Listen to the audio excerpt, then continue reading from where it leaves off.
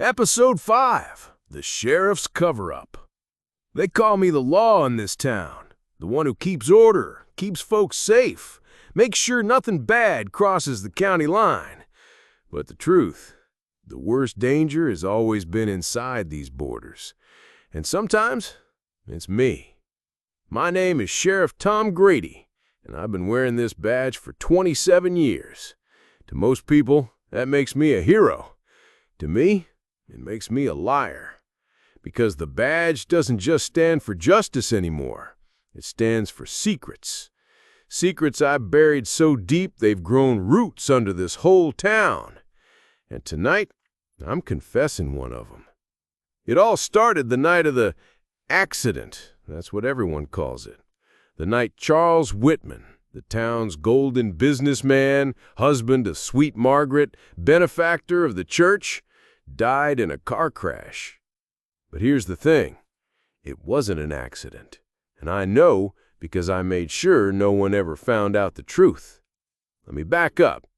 That night, I was off duty, sitting in my kitchen, nursing a whiskey, when the call came over the radio. A wreck on Highway 9. A single car swerved off the road, smashed into a tree. Fire, smoke, twisted metal. I was the first responder. When I pulled up, the flames lit up the night like hell itself had opened its gates. The car was mangled beyond recognition. And inside, well, let's just say, Charles didn't make it. But that's not the part that haunts me. It's what I saw before the fire took hold. There were two sets of footprints leading away from the wreck and then turning back. Someone else was there. Someone pulled Charles out of that car, stood over him while he gasped his last breaths, and then they left him there to die. And I knew exactly who it was. Daniel. I'd seen the choir director's car parked on that road earlier that evening. I knew he was mixed up in things he shouldn't be.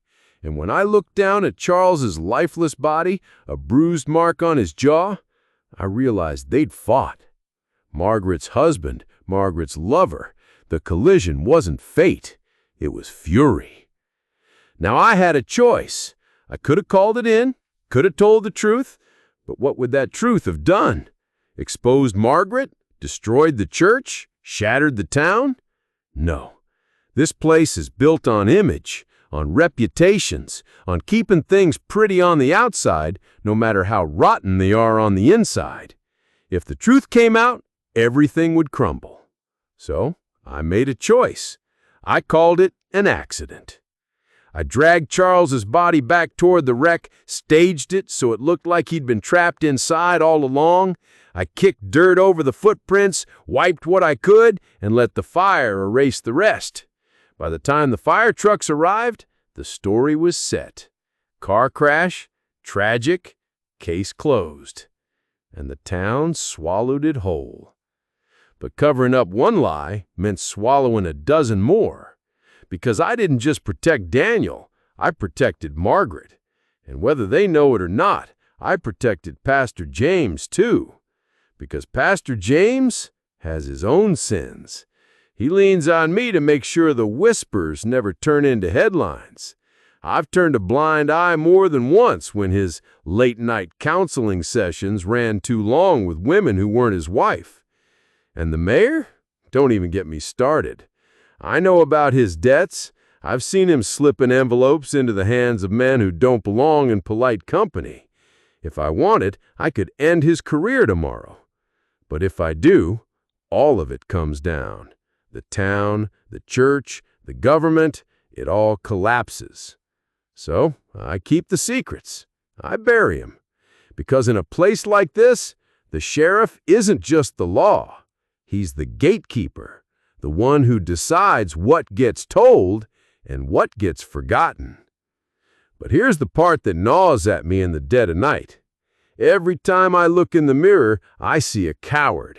Because maybe, just maybe, if I'd have told the truth about Charles, this town wouldn't be rotten from the inside out. Maybe if I'd arrested Daniel that night, Margaret would have been forced to face what really happened. Maybe the pastor would have been humbled. Maybe the mayor wouldn't be digging himself deeper into the pit. But I didn't. I chose silence. And silence breeds rot. Now the whispers are louder than ever. Mrs. Klein, that old gossip hen, she's been sniffing around again, asking questions, putting pieces together. She doesn't know everything, but she knows enough. And if she keeps talking, the dam will break. And when it does, all the confessions will come flooding out. Because here's the truth about small towns. We don't keep secrets. The secrets keep us.